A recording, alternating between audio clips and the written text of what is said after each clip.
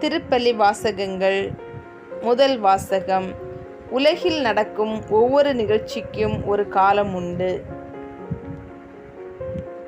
சபை உரையாளர் நூலிலிருந்து வாசகம். பிரிவு 3, இறை வார்த்தைகள் 1 முதல் 11 முடிய.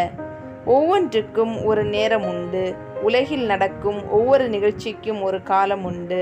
பிறப்புக்கு ஒரு காலம், இறப்புக்கு ஒரு காலம், நடவுக்கு ஒரு காலம், அறுவடைக்கு ஒரு காலம், கொல்லுதலுக்கு ஒரு காலம், குணப்படுத்துதலுக்கு ஒரு காலம், இடித்தலுக்கு ஒரு காலம், கட்டுதலுக்கு ஒரு காலம், அழுகைக்கு ஒரு காலம், சிரிப்புக்கு ஒரு காலம், துயரப்படுதலுக்கு ஒரு காலம், துள்ளி மகிழ்தலுக்கு ஒரு காலம், கற்களை எறிய ஒரு காலம், கற்களை சேர்க்க ஒரு காலம், அரவணைக்க ஒரு காலம், அரவணையாதிருக்க ஒரு காலம், தேடி சேர்ப்பதற்கு ஒரு காலம், இழப்பதற்கு ஒரு காலம், காக்க ஒரு காலம், தூக்கி எறிய ஒரு காலம், கிழிப்பதற்கு ஒரு காலம், தைப்பதற்கு ஒரு காலம், பேசுவதற்கு ஒரு காலம், பேசாதிருப்பதற்கு ஒரு காலம், அன்பிற்கு ஒரு காலம், வெறுப்புக்கு ஒரு காலம், போருக்கு ஒரு காலம், அமைதிக்கு ஒரு காலம். வருந்தி உழைப்பவர் தம் உழைப்பினால் அடையும் பயன் என்ன? மனிதர் பாடுபட்டு உழைப்பதற்கென கடவுள் அவர் மீது சுமத்திய வேலை சுமையை கண்டேன். கடவுள் ஒவ்வொன்றையும் அதனதன் காலத்தில் செம்மையாக செய்கிறார். காலத்தை பற்றிய உணர்வை மனிதருக்கு தந்திருக்கிறார். ஆயினும் கடவுள் தொடக்கம் முதல் இறுதி வரை செய்து வருவதை கண்டறிய மனிதரால் இயலாது. இது ஆண்டவர் வழங்கும் அருள்வாக்கு. இறைவா உமக்கு நன்றி.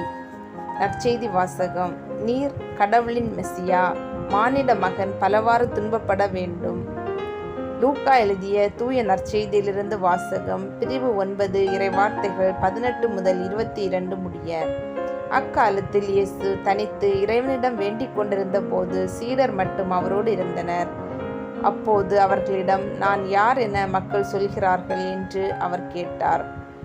அவர்கள் மறுமொழியாக, சிலர் திருமுழுக்கு யோவான் எனவும், வேறு சிலர் எலியா எனவும், மற்றும் சிலர் முற்காலத்து இறைவாக்கினருள் ஒருவர் உயிர்த்தெழுந்துள்ளார் எனவும் சொல்கின்றனர் என்றார்கள். ஆனால் நீங்கள் நான் யாரென சொல்கிறீர்கள் என்று அவர்களிடம் அவர் கேட்டார். பேதுரு மறுமொழியாக, நீர் கடவுளின் மெசியா என்று உரைத்தார். இதை யாரிடமும் சொல்ல வேண்டாம் என்று அவர்களிடம் அவர் கண்டிப்பாய் கூறினார். மேலும் இயேசு மானிட மகன் பலவாறு துன்பப்படவும், மூப்பர்கள், தலைமை குருக்கள், மறைநூல் அறிஞர் ஆகியோரால் உதறி தள்ளப்பட்டு கொலை செய்யப்படவும், 3ஆம் நாளில் உயிருடன் எழுப்பப்படவும் வேண்டும் என்று சொன்னார். இது ஆண்டவர் வழங்கும் அருள்வாக்கு. இறைவா உமக்கு நன்றி.